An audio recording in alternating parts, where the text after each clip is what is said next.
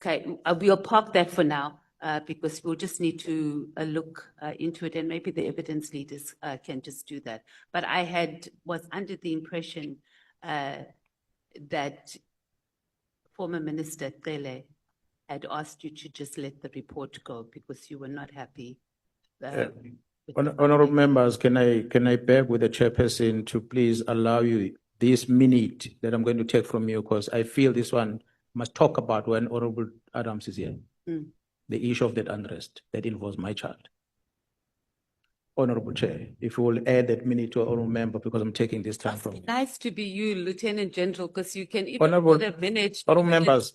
We get shut down very quickly. Honorable Adams is here and is listening to this.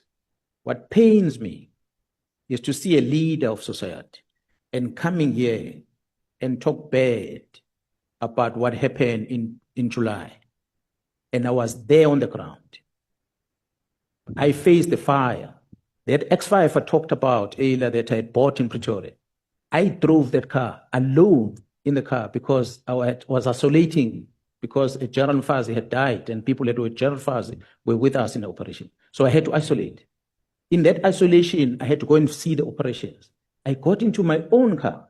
I drove through Phoenix with my handgun, hoping that someone would attack me and I was going to fight with that handgun. If I die, I die. Because I wanted to see these attacks and these murders that were happening in Phoenix with my own eyes, with no escort. I drove that night.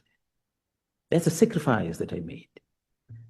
The riot starts and the riot ends, Mr. Adams.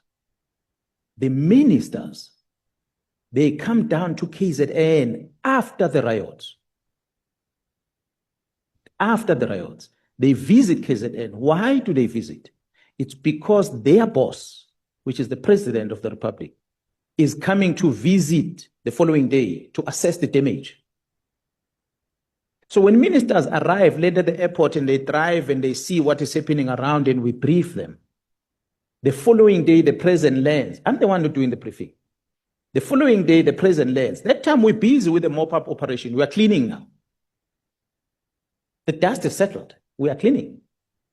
The President arrives. I'm the one that takes the President around all these sites in KZN. In Durban. Me, this one. The President is satisfied and he hears the plan of how we're going to deal with this and investigation and so forth. He gets on the aeroplane, he flies out. 2 days later, we are busy with cleanup investigation. There's no riot at all. I then get into the car. I drive with that X5 to Pretoria. And arrive in Pretoria. The following day, my wife gives birth, cesarean section. And she stays in a hospital, Mr. Adams, and she gets out the following day with the stitches in the stomach. I put her in that X5, Mr. Adams. I drive with her and that toddler, 1 year old, for 1,000 kilometers, Mr. Adams. And I leave her with a family. I go to the aeroplane, I fly back to Durban. I'm not there with a child. I left them like, that's a sacrifice that I don't think anyone will ever make. That's what I contributed in this July unrest. To come here and make it look like I neglected the duty, I prioritized the child over the safety of the citizens. You were not there, sir. I was here. So it is that I want to address because it's a very sensitive thing to me, personally. So if I can do that and someone who's a leader of society doesn't appreciate, I take an offense on it. The facts are there. Timelines of the violence are there. We are not in the business of thumb-sucking days. We must say the riots happened on this day, it ended on this day. This day what happened, and that day what happened, and that day what happened.